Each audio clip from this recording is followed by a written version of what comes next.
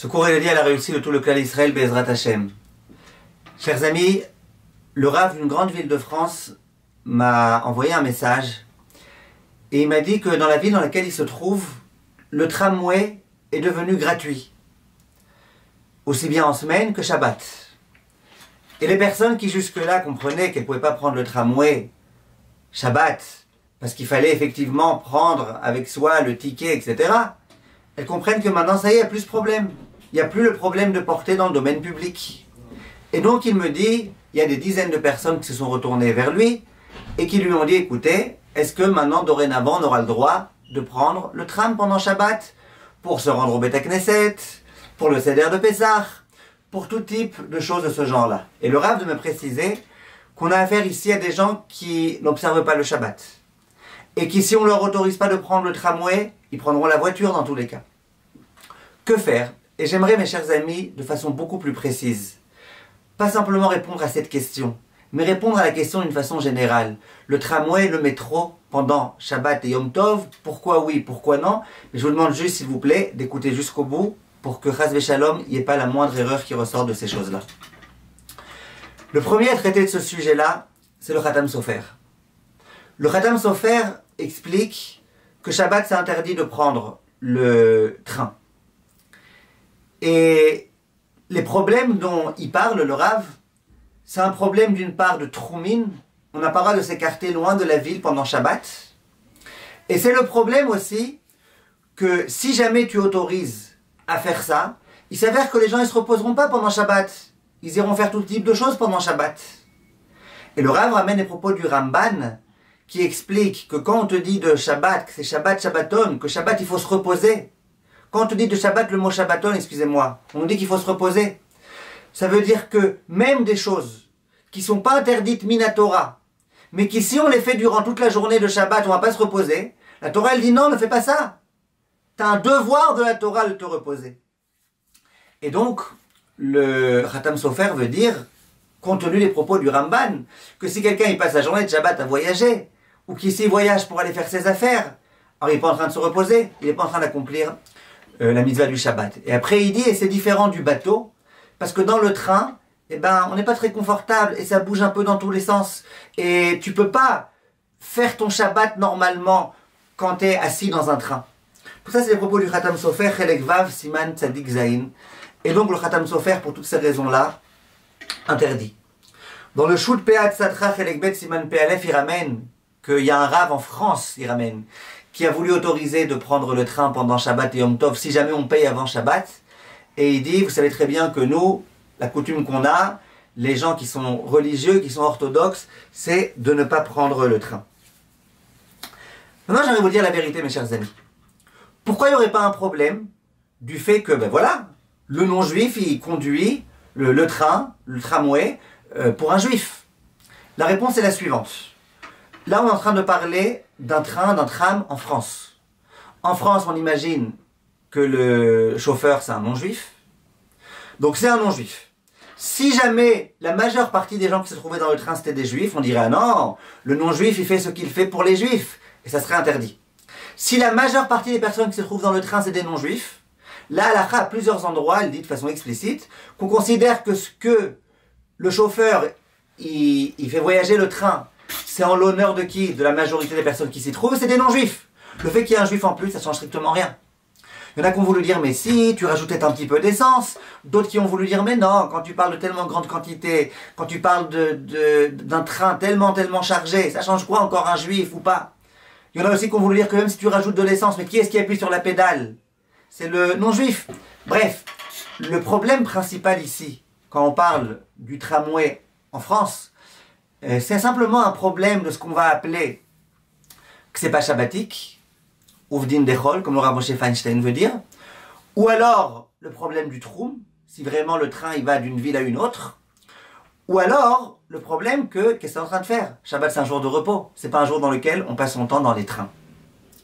Viennent les décisionnaires, pas tous, mais par exemple le Shut Dvar Yoshua Cheleke Siman Vav, le Shut Yam Agadol Siman Kafret, le grand rabbin d'Israël de l'époque, le Rav Uziel, dans Mishpete Uziel, Chelek Alef Siman Tet. Je vous mets tout cela un petit peu dans un même paquet, bien que chacun dise les choses un peu différemment. Et ils disent la chose suivante. Ils disent deux problèmes du fait que le train il voyage, il n'y a pas de problème, c'est un non-juif qui le fait. Le problème principal, c'est le problème de Troumim. C'est quoi Troumim? C'est qu'on passe d'une ville à une autre. Il dit ça c'est vrai quand tu quittes la ville. Mais quand tu prends un métro, quand tu prends un tram d'un endroit à un autre, tu restes encore dans la ville. Il n'y a pas de problème de Troumim. Ah, mais le Ramban il dit qu'il ne faut pas passer sa journée à voyager, à faire d'autres choses que Shabbat. Le Khatam Sofer il a ramené ses propos. Dit le Rav Uziel, c'est vrai. Mais ça c'est uniquement quand tu prends un train sur une très très longue distance. Tu passes ta journée là-bas. Toute la journée t'es pas confortable. Tu peux pas faire ton Shabbat là-bas. Tu es en train de faire des choses pour la semaine. Dit le Rav Uziel, mais là c'est pas le cas. Là tu prends le tram pendant une demi-heure, une heure. Tu vas pas pour aller faire tes affaires, mais au contraire pour aller prier. T'es pas tout Shabbat dedans. Tu as pu faire ton kiddush avant, tu pourras faire tes repas avant et après et pendant. Il n'y a aucun problème. Dit le Rav, et t'es pas à l'aise, et alors? Et quand on marche à pied, on n'est pas à l'aise non plus. Et pourtant, on n'a pas interdit ça. Donc le Rav explique pour toutes ces raisons-là. Il dit, moi je pense que il n'y a pas de problème quand on va pas loin. Il n'y a pas de problème. Mais à la fin, il dit, tout ce que j'autorise, c'est uniquement pour une mitzvah. Pour aller au Beth Knesset, pour écouter le shofar, mais pas pour se promener, et encore moins, évidemment, si c'est pour aller faire ses affaires. Et donc il dit que même le Khatam Sofer, il sera d'accord. Le Khatam Sofer, ce dont il parlait quand il interdisait, c'était quand c'est en dehors de la ville, quand c'est des longs chemins. Et il dit d'ailleurs que le Rav du Ben Israël, le Zifret Tzedek, il dit lui aussi, il a dit que c'était autorisé quand il n'y avait pas d'autres problèmes. Le Rav Moshe Feinstein, il a été questionné au sujet des Juifs de Moscou, qui voulaient prendre le train. Ils voulaient prendre le train pour se rendre au Beth Knesset. Et le Rav, tous les propos sont rapportés par son petit-fils, Rav Mordechai Tendler. Il dit, moi, vous savez quoi? Moi, pour ces gens-là, j'autorise. Il dit, c'est des gens qui sont éloignés de la Torah. Il vaut mieux qu'ils aillent au Beth Knesset et qu'ils soient encore un petit peu liés à la Torah, plutôt qu'ils soient complètement déconnectés. Il dit, ah, mais on a toujours dit que c'était interdit de prendre le train. Il dit, c'est vrai. Mais c'est pas un vrai interdit si tu as payé avant Shabbat et que tu portes pas. C'est pas un vrai interdit. Yom Tov, par exemple, où tu portes, mais c'est pas un vrai interdit. Le vrai interdit, c'est parce que c'est pas shabbatique. Il dit, bah écoute, et la asot lachem eferut toratecha, pour les juifs de Moscou, où c'est vraiment une urgence qui soit liée à la Torah, et c'est pour une mitzvah, eh ben, outrepassons un petit peu ce petit problème-là que c'est pas shabbatique. Et le Rav, il dit explicitement, ces gens-là, faut les rapprocher, ces gens-là, faut les aimer, et ces gens-là, eh ben, on peut leur autoriser de prendre le train pour se déplacer dans une même ville, d'un endroit à un autre. Et il dit le Rav, et effectivement, il faut bien leur rappeler qu'il ne faut surtout pas porter de choses d'un endroit à un autre. Le Rav Eliashiv et le Rav Shlomo Zalman Auerbach, les grands décisionnaires contemporains, eux ils disent on ne peut pas autoriser. Tu vois bien, les rabbinim ils ont toujours interdit.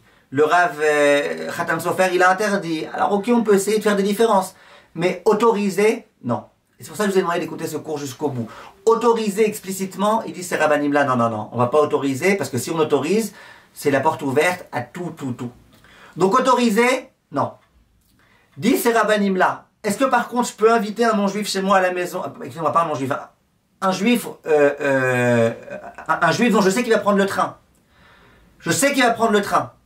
Est-ce que je peux l'inviter chez moi pour Rosh Hashanah, pour Sukkot, pour Shabbat, pour un repas de Shabbat, pour le rapprocher de la Torah? Il dit, ces rabbinim-là, j'ai le droit. Ah, mais je sais qu'il va prendre le train? D'accord, mais j'ai le droit. J'ai le droit parce qu'il va prendre le tramway, parce que c'est qu'un petit problème de Ovdin d'Echol, c'est pas très grave. Et ces rabbinim-là, ils disent, et quand tu les vois arriver, tu sais qu'ils ont pris le train, ne leur dis rien.